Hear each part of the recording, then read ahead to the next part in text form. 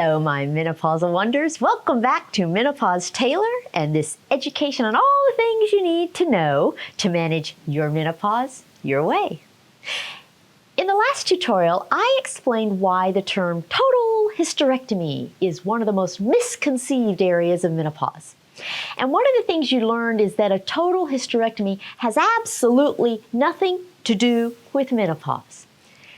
And the reason total hysterectomy has nothing to do with menopause is because it does not involve removal of your ovaries.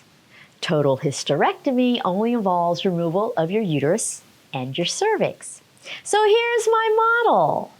Total hysterectomy is just removal of this. That's it. But look, the ovaries are still present. Menopause is all about your ovaries. It's when your ovaries no longer produce eggs and estrogen. So today, we're going to talk about the different ways your ovaries can stop producing eggs and estrogen. In essence, there are two types of menopause. One is gradual, and the other is sudden. If you're wondering why you need to bother watching a video on the differences between the two, it's because understanding the differences and their implications can have an overwhelming impact on your menopause. The differences between gradual menopause and sudden menopause are huge. Not knowing there's a difference can be life-threatening. Now, after we address all this, I'll tell you the medical terms for these two different types of menopause, but I want you to know that I don't like either of them. They're both misleading. So I won't use the medical terms until I can explain why they're misleading. Do you remember video 61 on the history of menopause? In that video, I taught you that we've only been living long enough to experience menopause since about the early 1900s. And the only reason we live long enough to experience menopause at all is because of all the scientific and medical advances we've made. Humans are really supposed to die by about the age of 47. I taught you in video 61 that every animal on Earth gets 1 billion heartbeats and then it dies. But humans are living so long that we now get 2.1 billion beats. You know, other animals don't have a menopause. There's just birth, reproduction, and death. That's it. So we humans live long enough to outlive our ovaries. And that's what menopause is, outliving your ovaries. And that can come about in one of two ways, gradually or suddenly. So let's start by describing gradual menopause. Gradual menopause is the slow, progressive changes that ultimately result in your ovaries' failure to function. Way back in video number 6, I taught you that menopause is really puberty in reverse. So puberty is when you begin the reproductive portion of your life. And menopause is when you end the reproductive portion of your life. So, puberty is when the switch turns on, and menopause is when the switch turns off. But you don't go through puberty overnight. It's a process. It's a long, arduous process. Ask your parents. They'll tell you it was 2 years of hell when you went through puberty, for them and for you. You know, first you rolled your eyes a lot, and then you got a bit of an attitude, and then you grew boobs. Next you had pubic hair and acne. Then you grew a couple of inches, and after that you started your period. Then you had axillary hair and more acne, and you discovered your sex drive. But these changes took place over the course of about 2 years.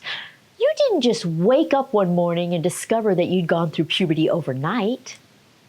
Well, Normally, menopause occurs the same way, gradually. First, your periods get a little wacky, and then your mood gets testy. All the while, you might feel a little anxious, and it may stay like that for years.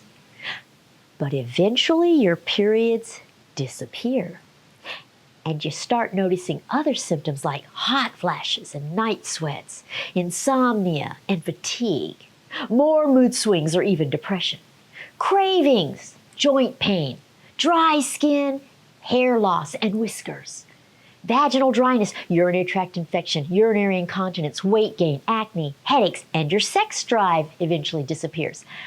And these things can go on for years or forever. So menopause is quite literally the undoing of everything that happened at puberty. I guess you could say that menopause is puberty's evil older sister. So gradual menopause is a slow, gradual reversal of the changes that defined your reproductive life. With puberty, your body has time to get used to the changes that occur. You get larger and larger bras as your boobs get larger. You may go from using a feminine pad to a tampon. You get used to having periods. And your body adjusts to the changes. Your brain, bone structure, and reproductive organs all mature with the process of puberty. Well, with gradual menopause, the same is true, to a degree. But there's actually a big but here. You know how people cut back on how much they work as they get older? Instead of working 5 days a week, they may work 3 days a week. And they may do that for years before they finally retire. Well, your ovaries go out of business in the same way. First, they just become less efficient at doing their job. That's why your fertility wanes as you age. You're still fertile in your 40s, but it's harder to get pregnant. And later, your ovaries become less efficient at producing estrogen. It's like production dwindles before it stops altogether. And this gradual pace gives your body some time to anticipate the eventual total disappearance of estrogen. Gradual menopause is kind of like letting the air out of this balloon slowly and letting it escape kind of on its own time. It just deflates kind of slowly. And it's dramatic, but it's not explosive. It's not sudden. Nothing happens all at once. It just takes time.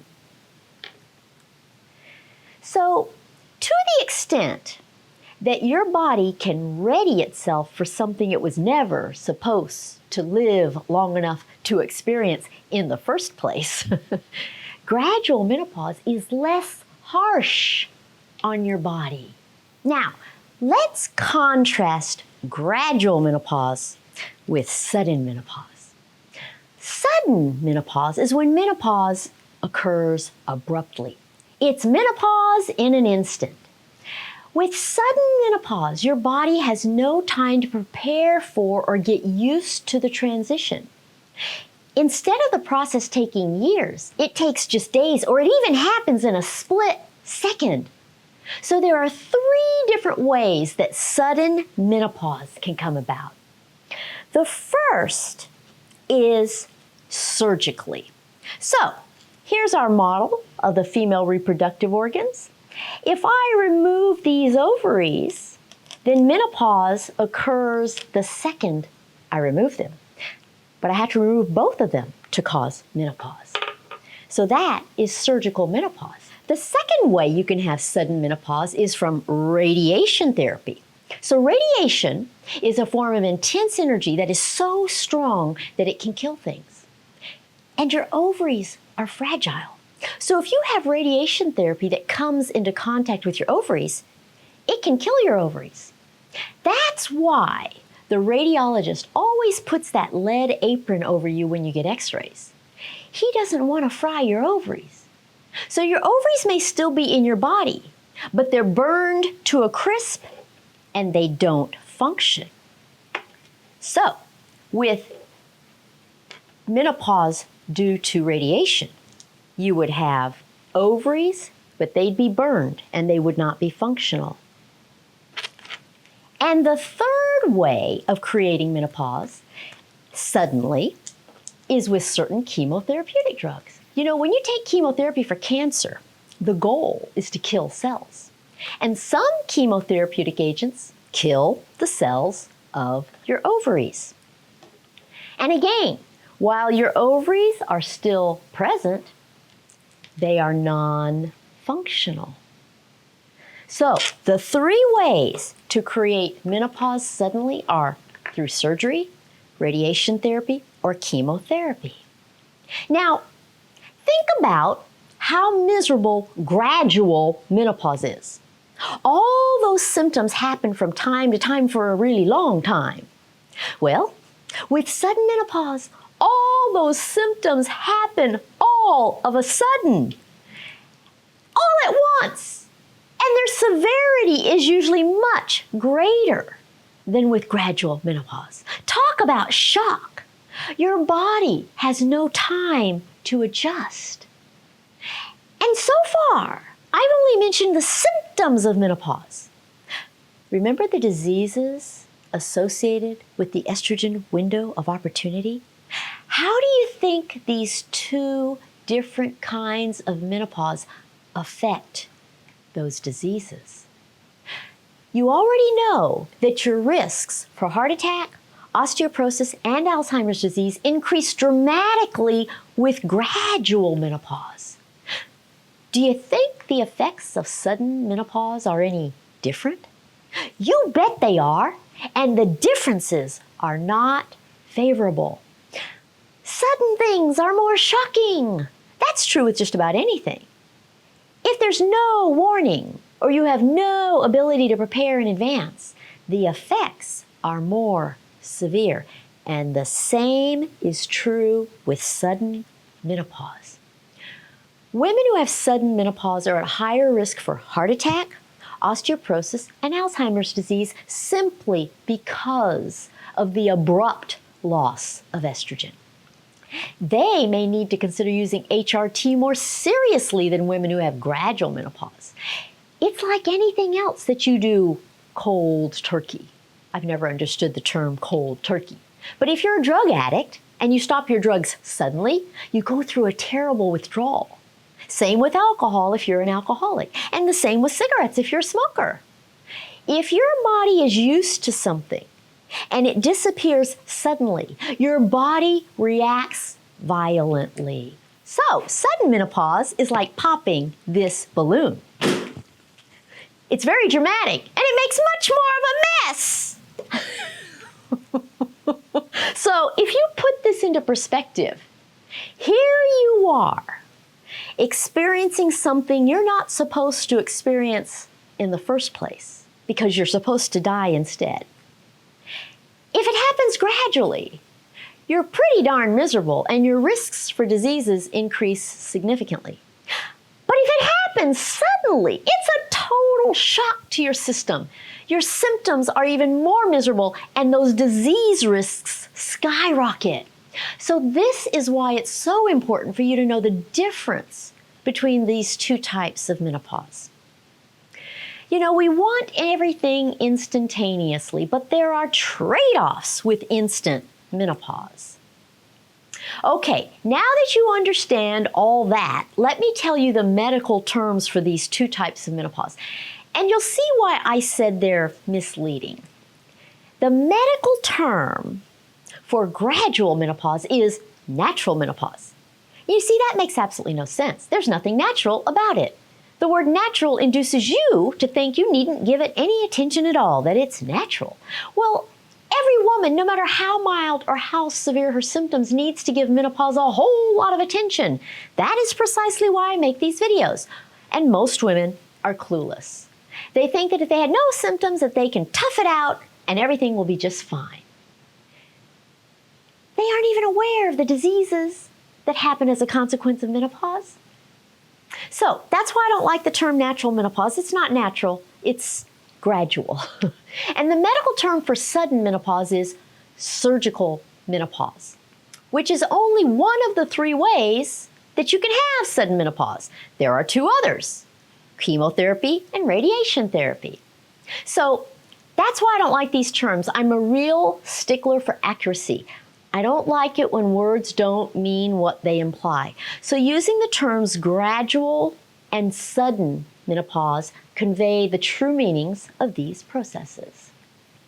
So that's it for today.